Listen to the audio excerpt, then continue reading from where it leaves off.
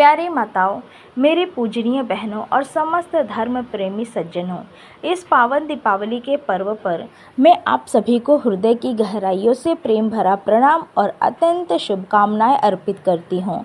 देखिए, आज चारों दिशाओं में, नगर नगर और गांव गांव में दीपकों की अनगिनत पंक्तियाँ ऐसे प्रतीत हो रही हैं मानो स्वर्ग से तारे उतरकर पृथ्वी पर आ गए हो। यह केवल रोशनी का उत्सव नहीं है, यह है श्री के स्वागत का, उस आदि शक्ति, धन, ऐश्वर्य और परम सौभाग्य की अधिष्ठात्री देवी माँ लक्ष्मी के प्राकट्य का महाउत्सव।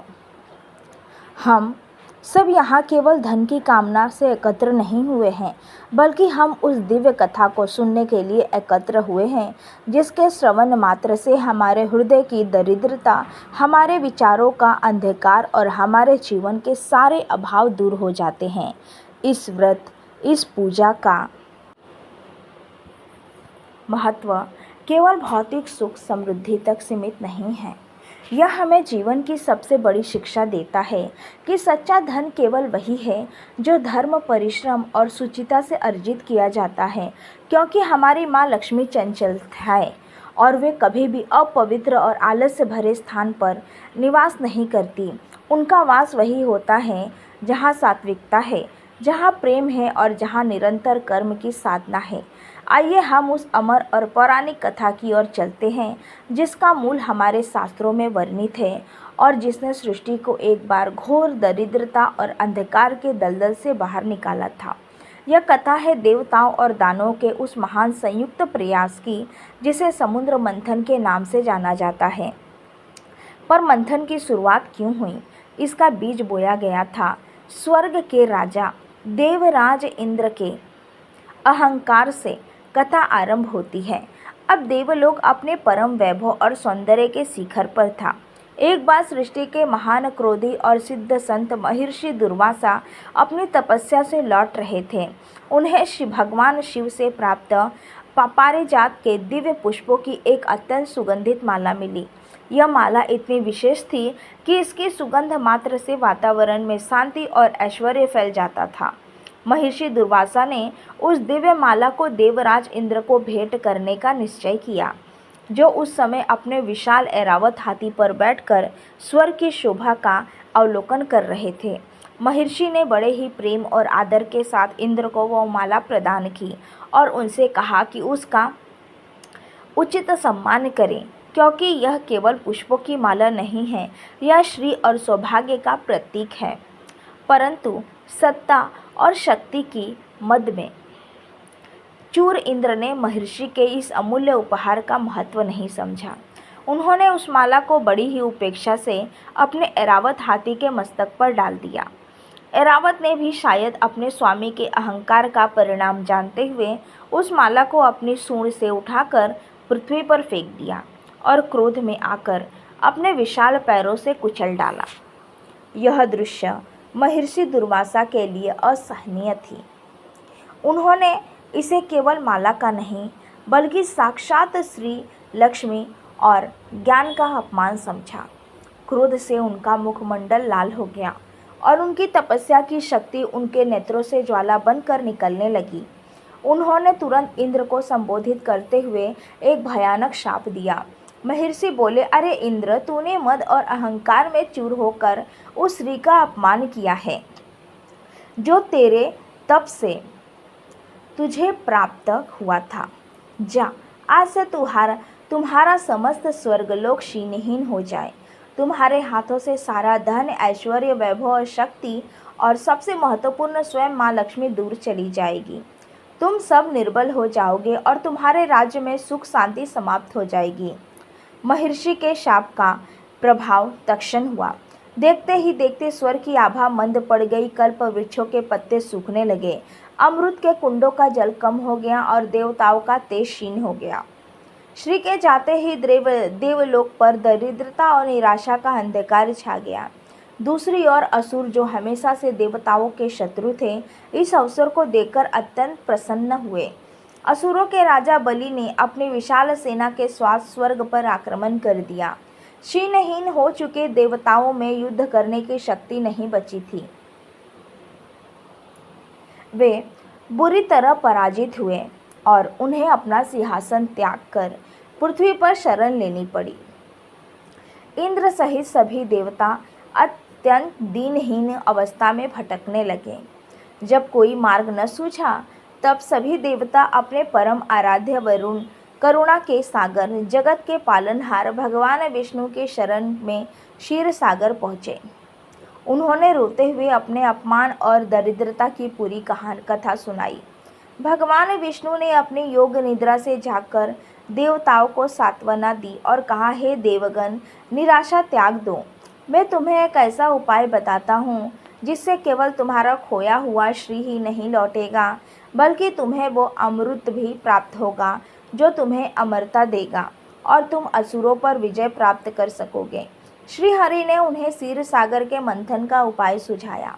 उन्होंने कहा कि यदि वे मंदराचल पर्वत को मंथनी और नागों के राजा वासुकी को रस्सी बनाकर इस विशाल समुद्र का मंथन करें तो उसमें से अमृत के साथ साथ अनेक दिव्य रत्न और सबसे महत्वपूर्ण स्वयं माँ लक्ष्मी प्रकट होंगी।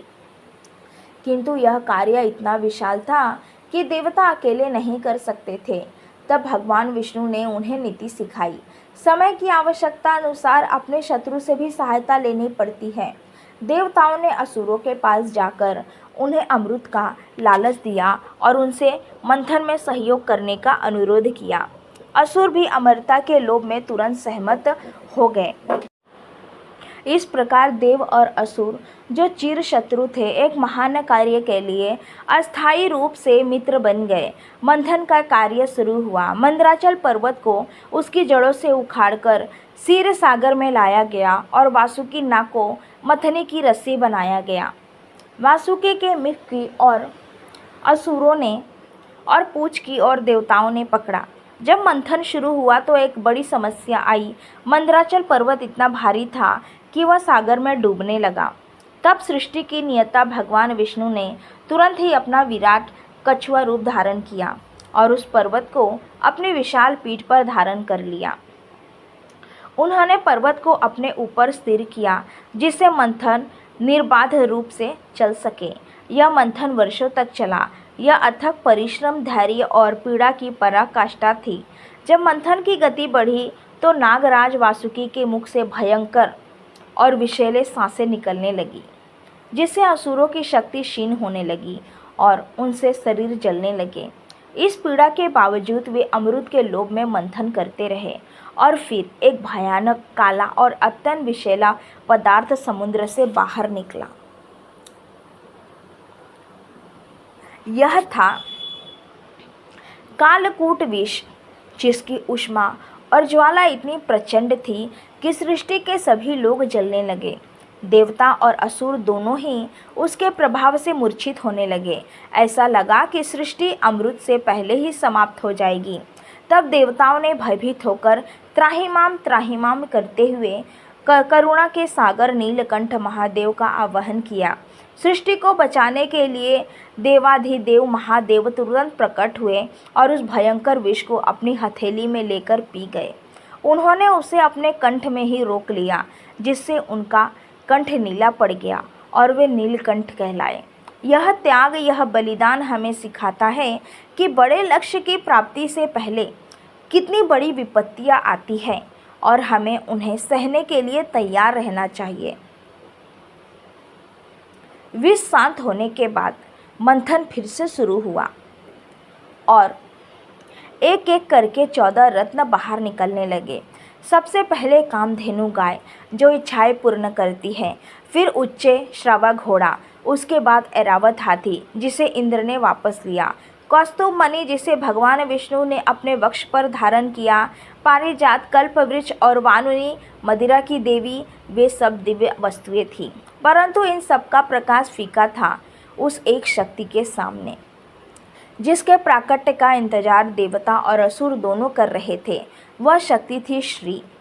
जब क्षीर सागर का जल अनवरत मंथन से अपनी उच्चतम ऊर्जा पर पहुंच गया और समस्त ब्रह्मांड की सकारात्मकता एक जगह सिमट गई, तभी उस अनंत सागर के बीचों बीच अचानक एक अद्भुत, अलौकिक और अनुपम सौंदर्यमय शक्ति का उदय हुआ।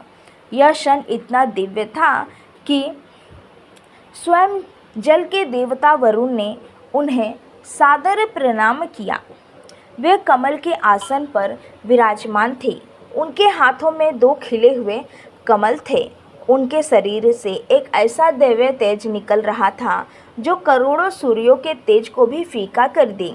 वे साक्षात सौंदर्य, धन, सौभाग्य और ऐश्वर्य के प्रतिमूर्ति थी। वे थी देवी लक्ष्मी। उनका प्राकट्य ही स्वर्ग की खोई हुई शोभा को वापस लाने का संकेत था और उसी क्षण समस्त ब्रह्मांड में मंगल और शुभता का संचार हो गया।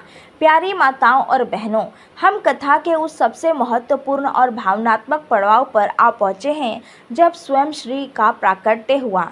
जैसे ही माँ लक्ष्मी क्षीर सागर से प्रकट हुई, चारों दिशाओं में शंखनाद, दिव्य दुन्यभिया और मंगल ध्वनि गूंज उठी। बड़े बड़े ऋषि मुनि, सिद्धगण, किन्नर और देवतागण उनकी स्तुति और स्वागत के लिए उमड़ पड़े। उनके रूप का वर्णन करने के लिए तो ब्रह्मा के पास ही शब्द ही नहीं थे। उनके सौंदर्य में केवल चमक नहीं था, बल्कि एक ऐसी निर्मलता, एक ऐसी पवित्रता थी कि हर हृदय में स्वतः ही श्रद्धा और भक्ति का भाव जागृत हो रहा था। माँ लक्ष्मी केवल स्वागत की व्यवस्था स्वयं प्रकृति ने की। उन्हें स्नान कराने के लिए स्वर्ग के 8 दिग्गज ऐरावत के नेतृत्व में पवित्र जल से भरे सोने के कलश लेकर आए। समस्त पवित्र नदियाँ गंगा, यमुना, सरस्वती ने उनके चरण पखारे। देवताओं ने उन्हें स्वर्णीय वस्त्र, दिव्य आभूषण और अमूल्य रत्न अर्पित किए। समुद्र के देवता ने जहाँ से वे प्रकट हुए थे, उन्हें कभी न मुरझाने वाले कमलों की माला भेंट की। इस समय माँ लक्ष्मी का तेज इतना अधिक था कि देवता और असुर दोनों ही उन्हें अपनी ओर आकर्षित करना चाहते थे। हर किसी के मन में यह लालसा थी कि श्री उनके पास ही निवास करे, क्योंकि वे जानते थे कि जिनके पास लक्ष्मी होगी वे ही इस सृष्टि पर राज करेंगे। अब वह निर्णायक क्षण आया जब माँ लक्ष्मी को अपने वर चुनना था। वे थी तो सागर की पुत्री, परंतु वे स्वयं धर्म, नीति और पवित्रता की प्रतीक थी। इसीलिए उन्हें केवल वही निवास करना था जहाँ धर्म, समर्पण और निस्वार्थ प्रेम का वास हो। वे मंच पर खड़ी हुई और एक एक करके देवताओं और असुरों को देखने लगी। उन्होंने देवराज इंद्र को देखा, जिन्होंने अपना अहंकार त्याग दिया था, पर जिनके मन में अभी भी भोग विलास की लालसा थी। उन्होंने असुरों को देखा, जो अत्यंत शक्तिशाली थे, पर जिनकी प्रवृत्ति में हमेशा से अधर्म और छल था। उन्होंने चंद्रमा को देखा, जो शीतलता के प्रतीक थे, पर जिनमें स्वयं के तेज का अभाव था। उन्होंने समस्त तपस्वी मुनियों को देखा, जो वैरागी थे, पर धन को तुच्छ मानते थे। माँ लक्ष्मी जानती थी कि धन वहीं टिकता है जहाँ उनका सम्मान हो और उसे धर्म के कार्यों में लगाया जाए। अतः उनकी दृष्टि भगवान विष्णु पर टिकी, जो इस सारे मंथन के मूल थे। श्रीहरि उस समय भी, जब पूरा संसार उन्हें पाने के लिए लालयिता था, अत्यंत शांत, निर्विकार और योग मुद्रा में लीन थे। वे निस्वार्थ भाव से इस पूरी प्रक्रिया का संचालन कर रहे थे। उनका एकमात्र धर्म ही स्थापना और देवताओं की सहायता करना था। उन्हें श्री की प्राप्ति का कोई व्यक्तिगत लालसा नहीं थी। माँ लक्ष्मी ने देखा कि श्री हरि स्वयं वैराग्य और त्याग के प्रतीक हैं, फिर भी वे समस्त सृष्टि का पालन करते हैं। उनका हृदय करुणा और धर्म से भरा हुआ है। उन्होंने तुरंत यह निश्चय किया कि मेरे रहने के लिए उनसे उत्तम स्थान इस पूरे ब्रह्मांड में और कोई नहीं हो सकता। जहाँ निस्वार्थ प्रेम है, वहीं सच्चा ऐश्वर्य है। बस प्रेम और श्रद्धा से नतमस्तक होकर उस कमल वासिनी ने अपने हाथों में थामी हुई कमलों की माला भगवान विष्णु के गले में डाल दी। इस प्रकार माँ लक्ष्मी के पति रूप में श्री हरि को स्वीकार किया और उनके वक्ष स्थल पर श्रीवत्स रूप में सदा के लिए निवास करने लगी। यह एक ऐसा मिलन था जिसने सृष्टि में धर्म और धन के बीच एक अटूट संबंध स्थापित कर दिया। इस अद्भुत घटना के कारण देवताओं को उनका खोया हुआ ऐश्वर्य वापस मिला। स्वर्ग में पुनः प्रकाश फैल गया और दरिद्रता का अंधकार समाप्त हो गया। और यही कारण है कि कार्तिक मास की उस अमावस्या के दिन, जब माँ लक्ष्मी ने श्री हरि को स्वीकार कर सृष्टि को श्री वापस लौटाई, तभी से हर गृहस्थ, हर भक्त अपने घर को स्वच्छ कर दियों से सजाकर उस मंगलमय पल को याद करता है और माँ लक्ष्मी को अपने घर में आने का निमंत्रण देता है। यह कथा हमें समझाती है कि हमारे जीवन में धन का आगमन तभी होता है जब हम अपने हृदय और घर को पवित्र, शुद्ध और अहंकार रहित रखते हैं। अहंकार ही दरिद्रता का मूल है और समर्पण व सूचता ही श्री का प्रवेश द्वार है। अब कथा के पश्चात मैं आपको उस सरल, सहज और भक्ति भाव से पूरी पूजा विधि को विस्तार से वर्णन करूंगी, जिसका पालन करके हमारी माताएं बहनें हजारों वर्षों से माँ लक्ष्मी और प्रथम पूज्य भगवान गणेश की संयुक्त कृपा प्राप्त करती आई हैं। हे श्रोतागण, पूजा की शुरुआत हमेशा घर की संपूर्ण शुद्धि और साफ सफाई से होनी चाहिए, क्योंकि माँ लक्ष्मी को स्वच्छ परम प्रिय है। दीपावली से कई दिन पहले ही घर के कोने कोने को साफ कर लें। पूजा के दिन स्नान आदि से निवृत्त होकर स्वच्छ वस्त्र धारण करें। सबसे पहले घर के मुख्य द्वार पर रंगोली बनाएं, जो स्वागत का प्रतीक है। द्वार के दोनों ओर शुभ लाभ लिखें या माँ लक्ष्मी के चरण चिन्ह लगाएं, जो उनके आगमन का संकेत देते हैं। पूजा स्थल पर एक चौकी स्थापित करें और उस पर लाल या पीले रंग का स्वच्छ वस्त्र बिछाएं। अब सबसे महत्वपूर्ण स्थापना की प्रक्रिया शुरू होती है। सबसे पहले हम विघ्नहर्ता प्रथम पूज्य भगवान श्री गणेश को स्थापित करते हैं। उन्हें माँ लक्ष्मी के दाहिने ओर यानी हमारे बाएं हाथ की ओर स्थापित करें, क्योंकि कोई भी शुभ कार्य बिना उनकी पूजा के सफल नहीं होता। और उनकी दाहिनी ओर यानी हमारे दाहिनी हाथ की ओर माँ लक्ष्मी की प्रतिमा या चित्र को स्थापित करें। इसके साथ ही धन के कोषाज्ञ भगवान कुबेर को भी एक स्थान दे। ध्यान रहे माँ सरस्वती को भी अवश्य स्थान दे, क्योंकि लक्ष्मी को सरस्वती के साथ ही पूजना चाहिए ताकि धन का उपयोग सद्बुद्धि से हो। अब हम कलश की स्थापना करेंगे। एक तांबे या मिट्टी के कलश लें, उसमें गंगा जल सहित पवित्र जल भरें। उसमें एक सिक्का, घोड़ी सुपारी, अक्षत और हल्दी डालकर उसे पूर्ण करें। कलश के मुख पर आम के 5 या 7 पत्ते रखें और उनके ऊपर एक नारियल को लाल कपड़ों में लपेटकर या बिना लपेटे स्थापित करें। कलश को माँ लक्ष्मी के पास स्थापित करें। पूजा शुरू करने से पहले संकल्प लें कि आप पूरी श्रद्धा और भक्ति के साथ यह पूजा कर रहे हैं। सबसे पहले हाथ में जल लेकर 3 बार आचमन करें। सबसे पहले भगवान गणेश का ध्यान करें और उन्हें आसन ग्रहण करने का निमंत्रण दें। उन्हें चंदन का तिलक, अक्षत और पवित्र दूर्वा अर्पित करें। उनके सामने दीपक और धूप जलाकर उनके मंत्रों का जाप करें। इसके बाद हम माँ लक्ष्मी का ध्यान करते हैं। माँ लक्ष्मी का आवाहन करें और उन्हें अपने आसन पर विराजने का निवेदन दें। यदि आपके पास प्रतिमा है तो उनमें कमल जैसे चरणों को स्वच्छ जल, पंचामृत, दूध, दही, घी, शहद और गंगा जल का मिश्रण से स्नान कराएं। उन्हें स्वच्छ वस्त्र अर्पित करें। अब उन्हें 16 श्रृंगार की वस्तुएं, चूड़ी, बिंदी, सिंदूर, महावर आदि अर्पित करें। लाल रंग माँ को प्रिय है, इसीलिए लाल वस्त्र, लाल पुष्प, विशेषकर कमल का फूल उन्हें अर्पित करें। भोग में माँ लक्ष्मी को उनके सबसे प्रिय खीर, बतासे, चावल की खीर और विभिन्न फल अर्पित करें। पूजा में दक्षिणा और सोने चांदी के सिक्के या आभूषण भी रखें, जिन्हें पूजा के बाद उठाकर तिजोरी में रखना शुभ माना जाता है। दीपक को प्रज्वलित करें। ध्यान रहे कि दीपकों की संख्या 5, 7, 9 या 11 हो। यह दीपक केवल तेल का या घी के नहीं, यह हमारे जीवन से अज्ञान के अंधकार को दूर करने का प्रतीक है। घी का दीपक माँ के दाईं ओर और तेल के दीपक बाईं ओर रखें। पूरी श्रद्धा के साथ ओम महालक्ष्मी नमः या ओम ह्रीं श्रीं क्लीं महालक्ष्मी नमः मंत्रों का जाप करें। अंत में कपूर या घी के दीपक से माँ लक्ष्मी और भगवान गणेश की प्रेम पूर्वक आरती उतारें। आरती के बाद हाथ जोड़कर अपनी भूलों के लिए क्षमा मांगे और उनसे प्रार्थना करें कि वे आपके घर में सुख, शांति और सद्बुद्धि के रूप में सदा के लिए निवास करें।